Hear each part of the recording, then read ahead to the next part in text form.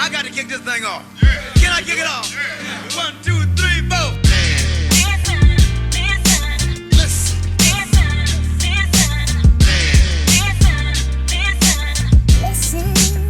Ladies and gentlemen, listen.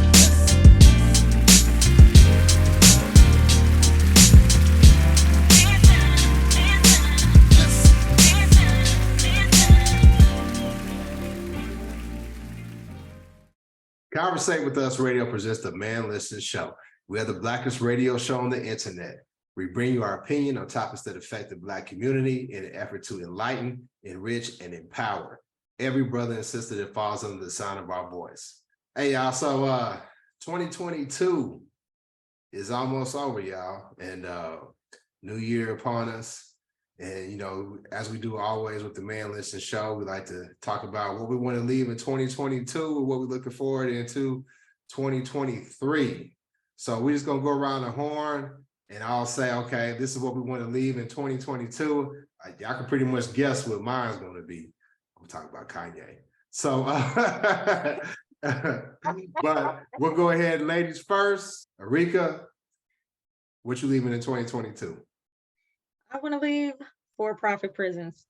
I think that everybody who profits from prison labor should be enslaved and beaten daily.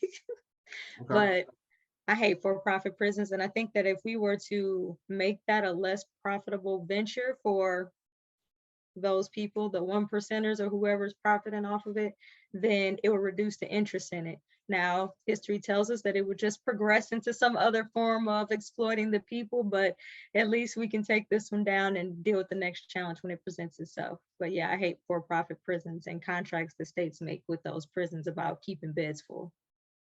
So how do we make a difference with that? I mean, we need legislation to say that you can't, you know, benefit or, you know, make money off of prison labor.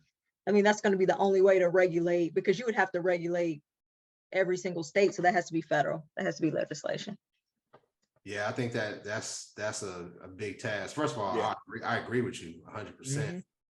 But the problem is we got all those I hate Black people states that are, you know, all red. Well, actually, even the blue ones are I hate Black people states. Yeah, they're not, you know, pro law enforcement. Yeah. Let's keep it real. But the I really hate Black people states, the red states, it's going to be difficult to try to turn those state legislators around, just because they've kind of set up a wall where they've gerrymandered it to where they are dominating the state houses and they're keeping the governor's mansion. But I think if we are able to try to make a difference, that's how we want to start to do so.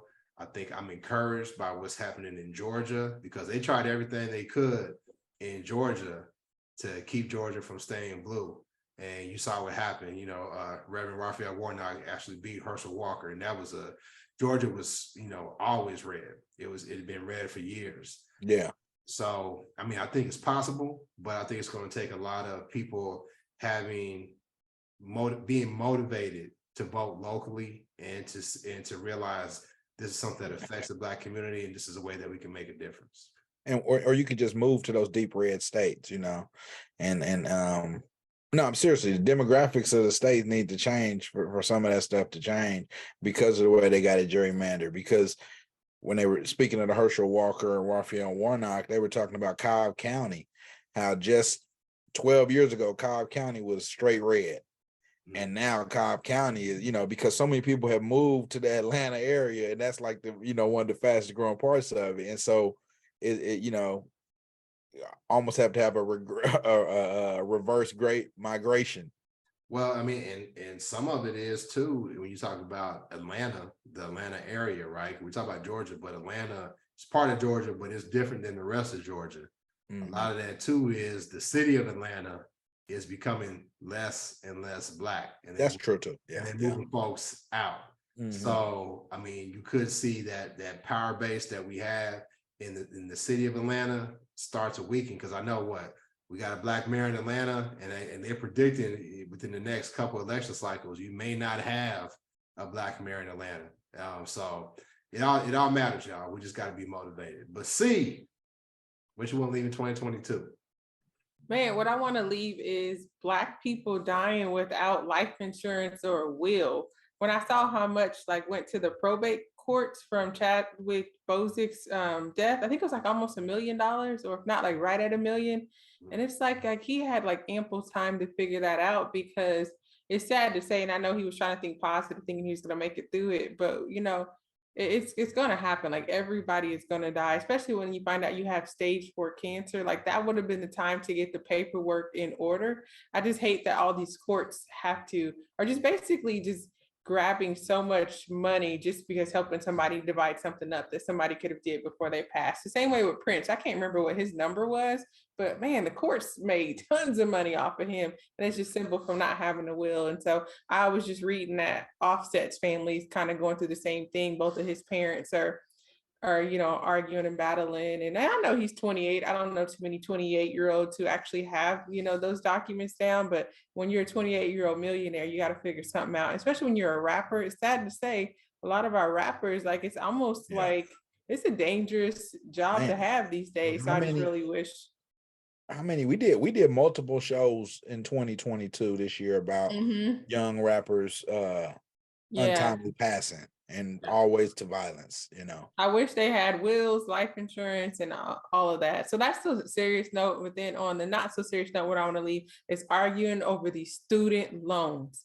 Like, I'm so sick of it. I'm sick of people blocking it. Like, what are you doing with the applications? Like, I just want them done, erased, finish it. Like, all this back and forth. Like, it's been too long. Like, I don't want to argue about this a year from now. Like, next December, I do not want to be trying to figure out what Joe's going to do. You said you was going to do it. Well, I mean, a couple things. But I'll address the student loan thing first. I think Joe did what he was supposed to do. I mean, he's trying. It's in the courts now, so that's we'll see how. Your people fought and sued. See, your people. Hey, look, you saw she stuttered. Because I was going to say something I don't want to say. But that is true now. They did fight it. Because they talked about it was a wealth transfer. They basically, we don't want you Black folks getting no money. Man. Most of the Southern Democrats didn't go to school anyway, so they don't have no skin in the game. Damn! Shout outs to the one Republican we got. I know. No, these Southern Democrats that's the problem. Well, they were the Dixiecrats. They're the Dixiecrats anyway, though. So I mean, I'm not surprised. Yeah. But going back to the piece about life insurance, I mean, we definitely need that. The book that Erika talked about on the previous show, I'm dead. What's it called? I'm dead. Now what? I bought that book, and it's deep, it's heavy, but you can put it down. I mean, it doesn't replace a will and a trust and all the other different stuff like that you need. Say that you die suddenly, or you got you become incapacitated. You need somebody to take care of you, but you got to have that paperwork in place. But I heard something. We talked about the rappers, and I want to leave that in 2022 as well as our young male rappers, period, Black male rappers being murdered and dying so young. I had heard that a lot of the record companies had insurance policies on these young men, and at first it seems unseemly, right? Because not only are you profiting off of music that degrades our women, that promotes violence, promotes drug use, but then you're going to capitalize on that lifestyle that you're promoting. But I also see from a business perspective how, if we have fronted in advance to this rapper, right, and we haven't recouped all the dollars that we invested into this rapper, then we're going to go ahead and take an insurance policy out, so that way we can recoup our dollars. I see both sides. It still seems unseemly. I think that we need to do a better job of insuring ourselves, like C said, and hopefully we can leave that in 2022. But won't the record labels help the artists get their own life insurance as well? I mean, like, we all have life insurance with our jobs, right? And so those record labels can do the same thing. They could have a policy out on them where they're the beneficiary, but they can also kind of talk to them and do things the right way and help pay for a policy for them so that their families are able to benefit as well.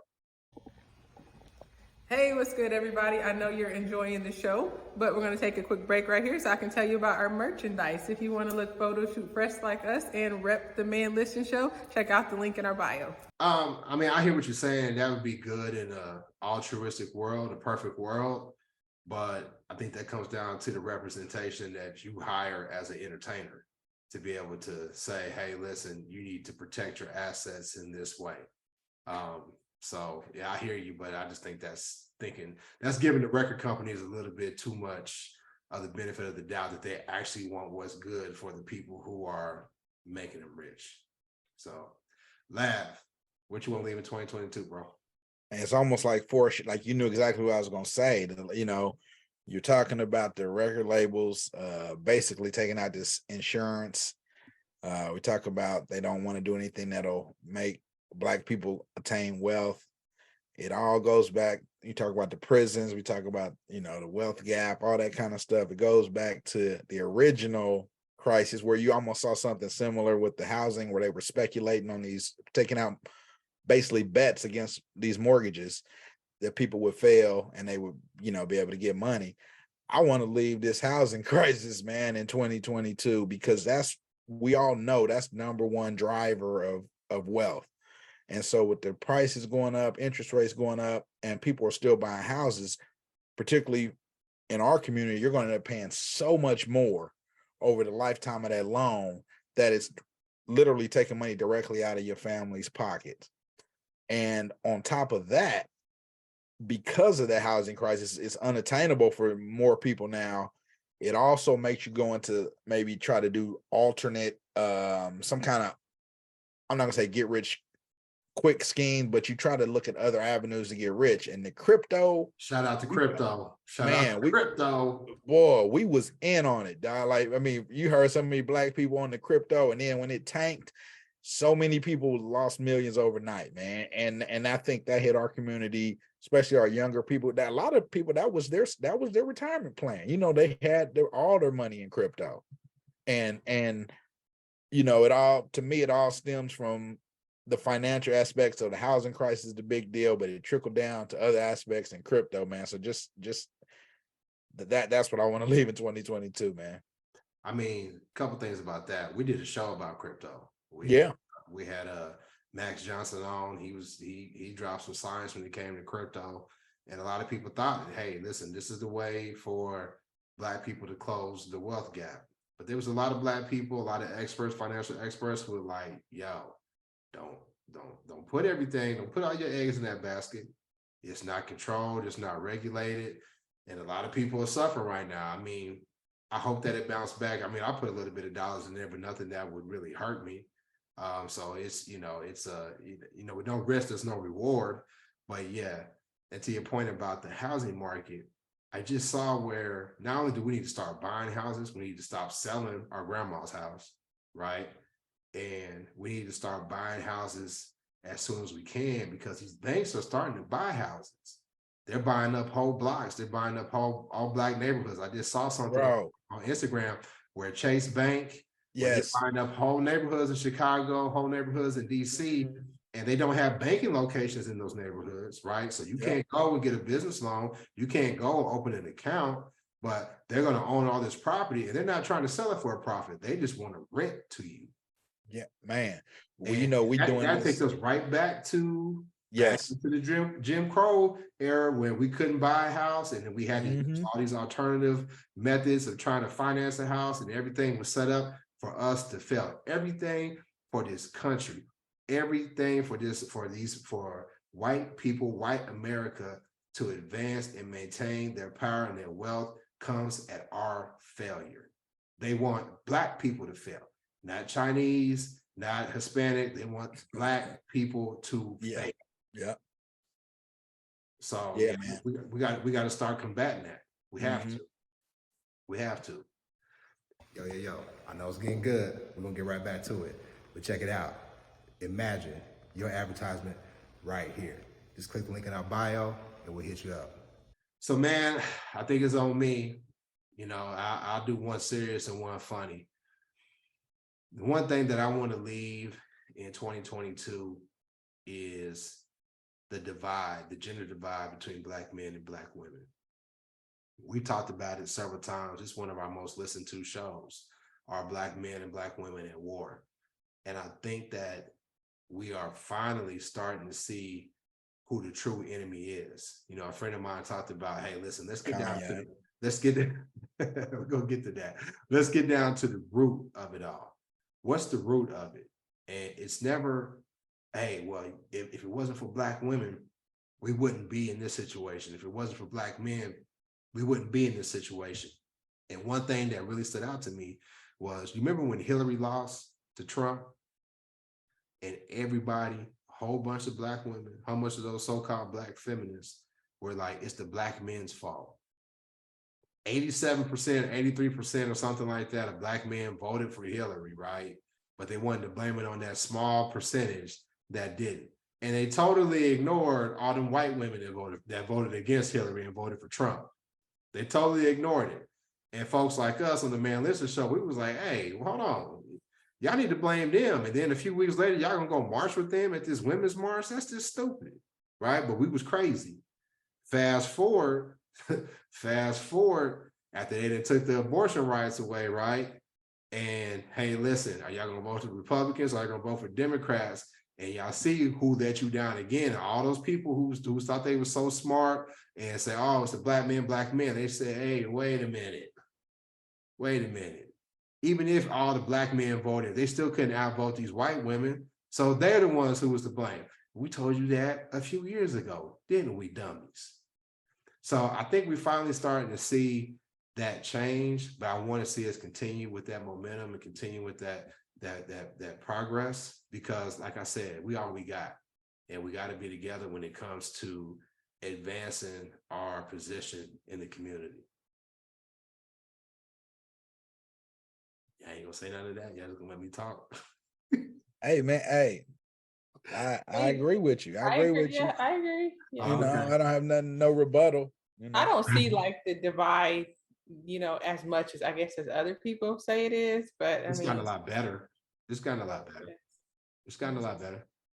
It depends on what you look at on social media too, because even with Keke Palmer announcing her pregnancy, some Black women were attacking her for basically glorifying being a single mother. Yeah, not being married. Yeah, and then but you saw some Black men coming to her defense, and you saw some Black women coming to her defense. So I think, man, I don't know.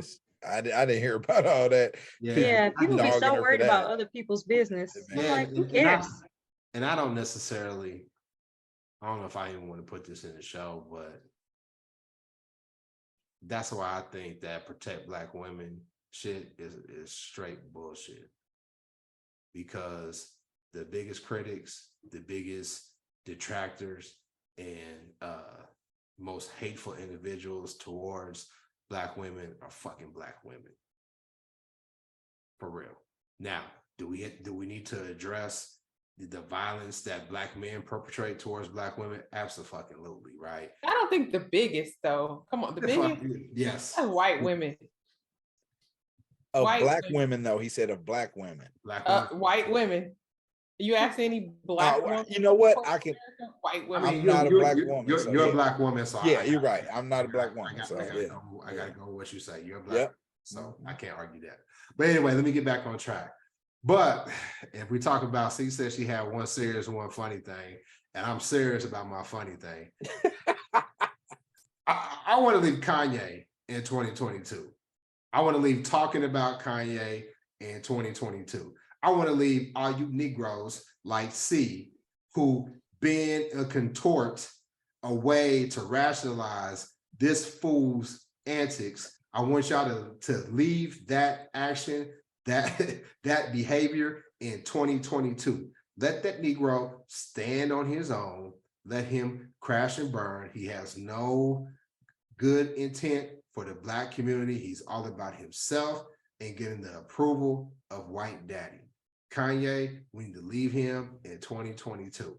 I know we've said several times we're not going to do another show about Kanye, even though we probably did 5 or 6 shows on Kanye, right? Over 4 years, we did 5 or 6 shows on Kanye, so he's good. You taking our content. So he good Right. for business. And listen, and I ain't gonna sit here and lie and say we're not gonna do another show about him. But we need Hey to. man, I need y'all to Some stop. reviews. I need y'all to stop caping. I need y'all to stop caping for Kanye, please. man, I'm gonna be transparent. I already sent y'all this, man. I was so disgusted in myself when my wrap up on Spotify. He was my #1 artist in 2022, man. See? I was disgusted with See? myself, man, for Yep. real. I was I think I was even more embarrassed. Yeah. My #2 artist, I use YouTube music. My #2 artist was Drake. Wow. Yeah, I saw that. I was it was Drew Hill because I know I'm lovey dovey. Then it was Drake. Then same lovey dovey. yeah. Then J. Cole. Then K. Dot, and then Mary J. Blige. I know. Nas wasn't on there. See, I think Nas was #6. And that's the other thing we need to leave. I was just asking a question, dog. I'm just dog. We're having a conversation right now. Guess who wasn't on there? Guess who else? We're having a conversation right now. Guess who else? But guess who else wasn't on there? That's because Hov. good Yeah, taste. no, I wouldn't expect him to be on there for you. I'm just Because saying. you're lovey-dovey. Yeah, we're gonna leave all that Nas hate in 2022 as well. We're gonna leave all that. He's irrelevant. Jay-Z was in my top. I was surprised Jeezy wasn't. Jay was my 2. Yeah, Jeezy was mine too. I think I had Earth Gang, and then Ari Lennox, and then Hov. I had Kanye, Jay, Dave East, and Benny the Butcher, and then Masego. But that's because that Yam song, man, I listened to that mugs all year. When it first came out last year, I was bumping that, you know. Masego got some good music. Right. Yeah, so all the artists I talked about got dope music. Yeah. Even Jay. I just think y'all a little bit irrational with y'all's support and well, see, you know, Jay and Kanye, honestly, for me, and I can understand your list too. Like, I mean, it's not to dog current music, but man, everybody that we put on those lists is because we listen to their older stuff. You know what I mean? And yes, that's what it is with me too. Yeah. You know. Yeah, I think my Jay-Z was Reasonable Doubt. Yeah. Well, I mean, I wasn't shocked that I listened to Cole, Drake, and Kendrick the most because, you know, listen, they young cats. They putting out, you know, good music. I like Drake's music. I do. There's some of his stuff's kind of questionable. Some of his antics, some of his personality. When I want to I'd like to party with Drake. Drake couldn't be a part of my crew, but if it can't, like, hey, if you want to party with K. Dot or J. Cole or Drake, I'm partying with Drake. Every time. OVO. I'm partying with Drake. Hey, we're gonna take the Man Listen Show to OVO next year. Yeah. We're gonna take it on the road. But yeah, man, I know we just wanted to do a little lighthearted show. 2023, man, we're hoping for the best. We're gonna do some big things with the Man Listen Show. We did 2 live shows. We all got together. That was a wonderful thing. We're gonna do that again in 2023. It's just onward and upward. Bigger things for the show. We hope the same for all of our listeners. And I hope y'all have a happy new year and big things for 2023. We'll holler at y'all next time. Peace.